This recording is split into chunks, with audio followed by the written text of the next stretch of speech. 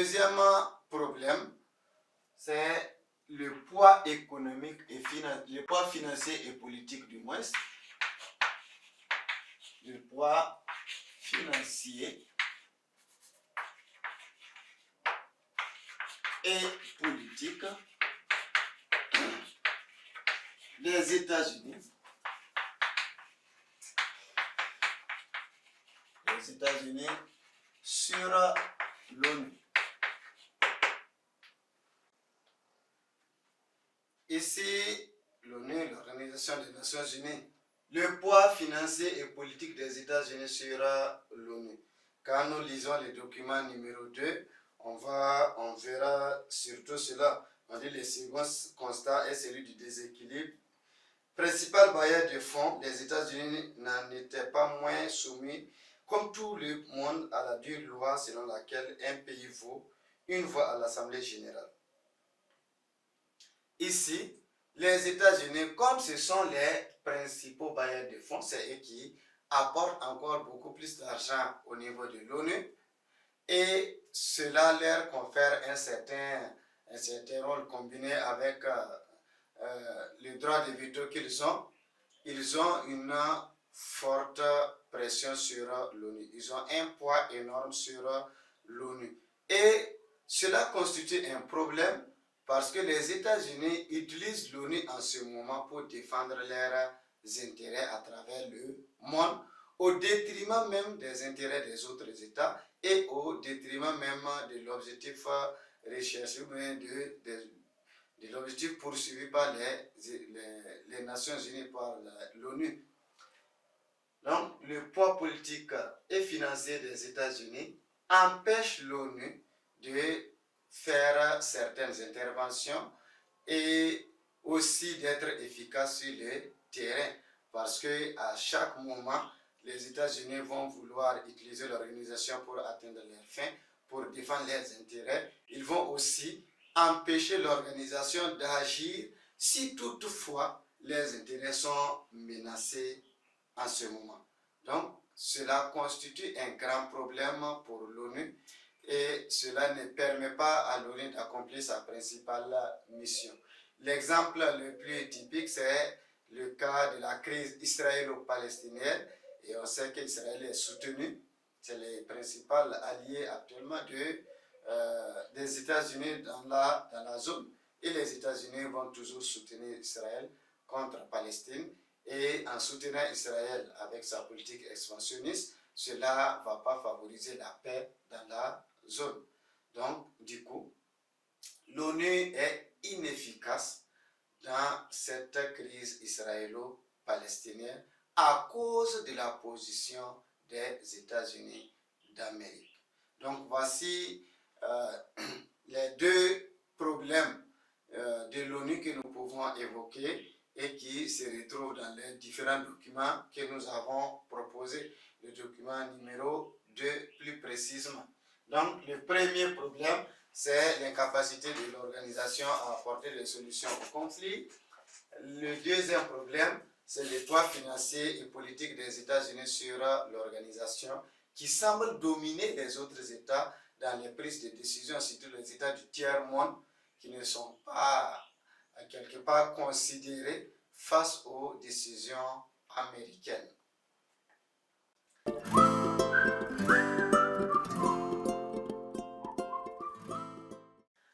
Après la réponse apportée à cette deuxième question, il y a la troisième question qui demande la description du fonctionnement du Conseil de sécurité de l'ONU. Donc, description du fonctionnement du Conseil de sécurité de l'ONU.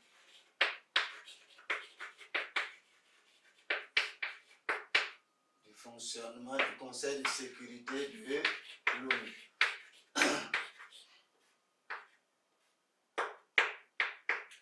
Donc, il faut décrire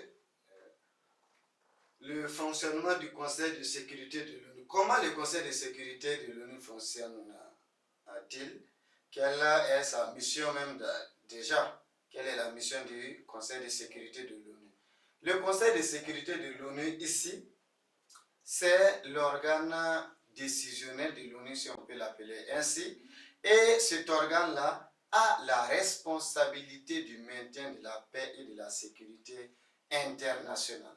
C'est cet organe, appelé Conseil de sécurité, qui réunit les membres permanents, les États qui ont les droits de veto, comme la Russie, les États-Unis, la France, l'Angleterre et la Chine, et les membres non permanents qui sont au nombre de 10, choisis également selon un équilibre régional et qui ont un mandat de 2 ans. Et le Conseil de sécurité a aussi la responsabilité de l'envoi des casques bleus. C'est lui qui décide de l'envoi des casques bleus dans les zones de conflit. Et au niveau du Conseil de sécurité, les décisions sont prises à la majorité des 2 tiers à condition qu'aucun membre permanent n'oppose son veto.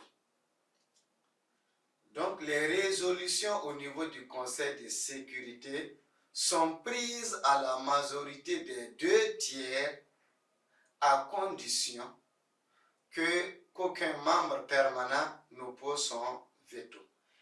Ils sont 15 membres. Les 2 tiers, il faut au moins 10 membres pour qu'une résolution soit prise. Mais si parmi les 10, la deuxième condition est qu'il faut avoir tous les membres permanents parmi les 10 pour que la résolution soit prise.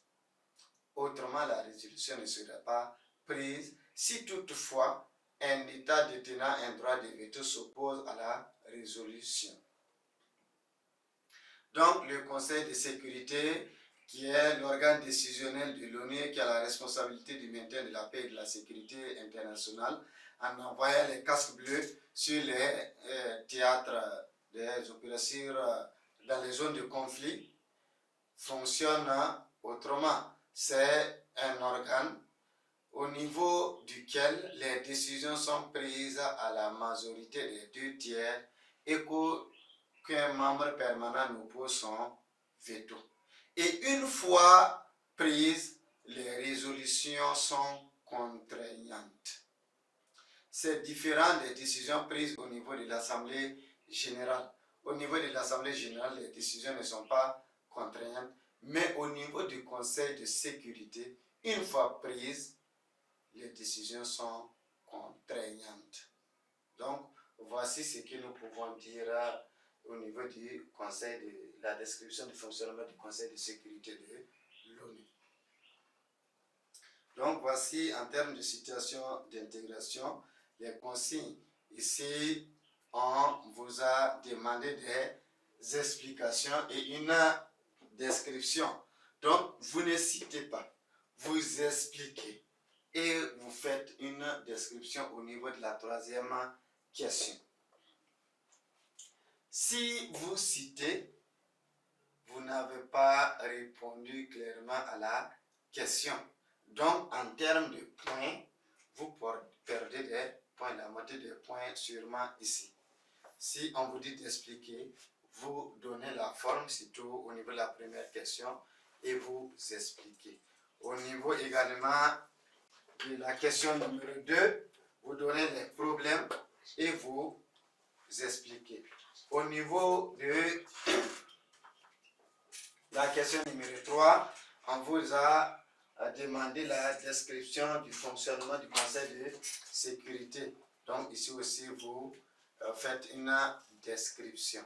On ne cite pas, on dit Conseil de sécurité, c'est un organe de l'ONU, point, et on passe. Non, il faut décrire comment le Conseil de sécurité fonctionne, ainsi de suite. Donc voici ce que nous pouvons dire à ce niveau-là. Concernant la réponse, les réponses qu'il faut apporter aux 3 questions qui font référence à la situation d'intégration.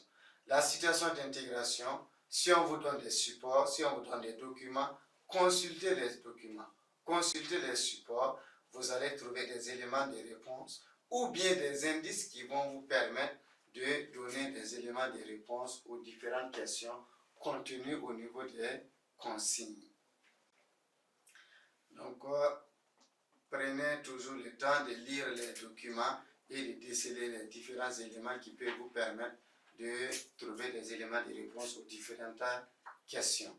Donc, voici ce que nous pouvons dire concernant cette partie.